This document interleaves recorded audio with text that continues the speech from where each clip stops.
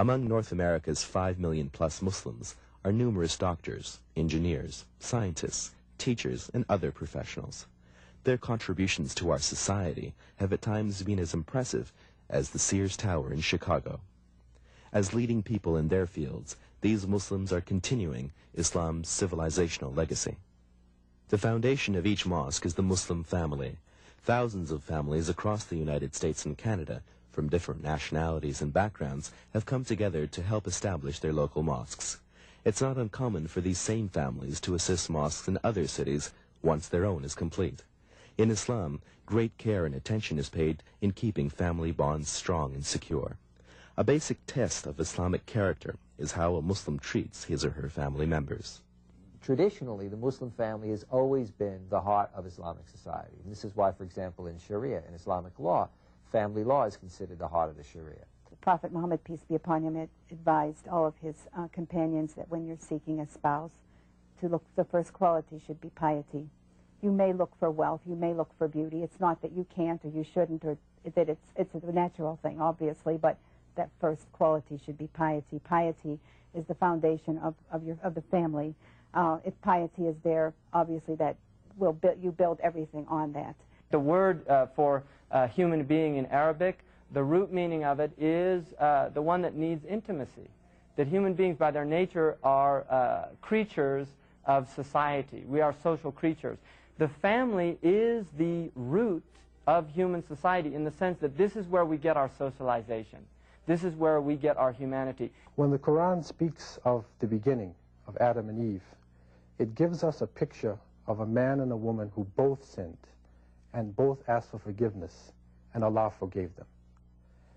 It gives us the image of a complementary pair, not that one is supreme over the other or that there is a conflict going on between the genders. An enduring stereotype of Islam is its treatment of women. Most of us see Muslim women as victims of oppression. These images are often offensive to Muslims, who point to the sweeping rights given to women over 1,400 years ago during the Prophet Muhammad's time. Women were recognized as full persons under the law. A woman was entitled to the same reward or punishment from God as a man. Women were allowed to own their own property and operate their own businesses. They were given equal pay for doing the same work as a man. They were given the exclusive right to use their money as they pleased. They had the right to vote and keep their own name after marriage. They were given the right to initiate a divorce, and they were given rights of inheritance. Basic Rusnigi is from New Zealand. Her study of Islam has taken her to Jordan, where she and her husband have been translating classical Islamic works into English. I used to consider Islam like that. You know, from the outside, I would say, wow, you know, this is all real oppression for women, and what a religion, and that was my attitude. But being inside and knowing it from the inside is quite different than being on the outside. Women started realizing, hey, we're getting the short end of the stick here. What's going on? Why can't I own this? Why can't I do that? Why can't I work? You know, why can't I own a business? Why does he have everything? So, you know, the awareness came into the Western woman, and she, of course, slowly started making a few complaints here and there.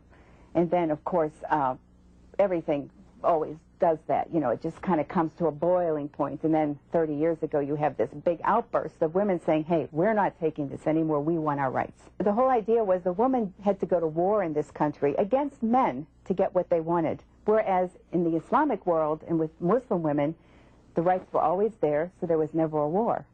One of the things that gets lost, say, in how the West loves to describe Muslim women as oppressed and downtrodden, is that I don't think that there's genuinely any concern for whether women are oppressed. You have Islam, and then you have what some Muslims do. And usually that comes out of ignorance or out of traditional customs and values that predate the fact that at a certain point they became Muslims. It has nothing to do with Islam. However, when you have a context where you have ignorance and stereotyping already of a religion and a culture, and you see that religion through the prism of headline events that are explosive, then all things are believable. I had a woman say that to me, go back to where you came from. I said, where am I going to go? I came from here. I'm an American. And she just looked at me and she walked away. I'm very happy to wear the hijab, and I enjoy it very much. And I enjoy the respect with which I'm treated from wearing the hijab. And I would recommend it even to non-Muslim women, and I would recommend that they try it as an experiment. I've had women ask me questions about it, curiously, and I, of course, tried to clear all the misconceptions about it and tell them the advantages of wearing this, that I'm safe anywhere. I can walk anywhere in the city of Chicago. As long as I'm wearing this hijab, no one bothers me. I consider it my coat of armor, actually. If you see a Muslim man or a Muslim woman dressing modestly, they're giving you a message. They're saying, don't deal with my body, deal with my mind. One of the most fascinating things about Islam is its sense of a global community, or brotherhood. More than 45 countries in the world have majority Muslim populations. In countries like India and China, Muslims are in a minority, but still number over 100 million. And the number of Muslims is growing at a faster rate than any other community. Well, Islam distinguishes itself from the great religions of the world. Most of the religions are named after the place or the founder or the people. But Islam is a qualitative term in that it shows that there are people who have certain qualities. It gives you a feeling of the relationship of humanity to the Creator. So Islam actually refers to submission to the Creator, and it is not restricted to any nation, any race, or any people. It is the universal way. The Prophet Muhammad said, those of you who do not show mercy are not shown mercy. So the Islamic society is one that is expected as an essential element in its humanity to show mercy to others. He allowed people to literally, quite literally, be themselves, but again within guidelines and parameters. So he had this vast array of people around him. He had Arabs, he had non-Arabs, he had blacks, he had light-skinned people. He had blind men. The major duties of Islam, the belief in one God, the prayer, the fasting, the giving of charity, going to pilgrimage once in a lifetime, all have a similar stream that they are running along it. And that is that they build within people moral character, they unite us with the rest of humanity, and they give us a type of purity that can help us through the trials of life. Muslims pray in 5 different parts of the day. Each of the 5 daily prayers takes only a few minutes to perform. Praying in congregation is highly recommended and is a must on Friday, the Islamic day of congregation. Prayer is remembrance of Allah. At this particular time of prayer, you serve Allah. And it's a constant reminder of your duty to Allah. There will be people who understand how important priority you emphasize on Islam and your prayer that comes first.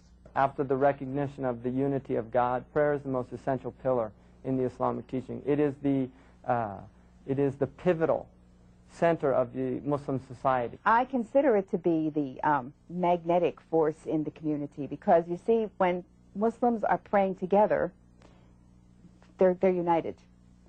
Plus, after the prayer, they're apt to speak to one another. They become aware of each other's needs after the prayer. If someone's having a problem, they'll discuss that problem. They'll strive to help each other. So it's always been a pulling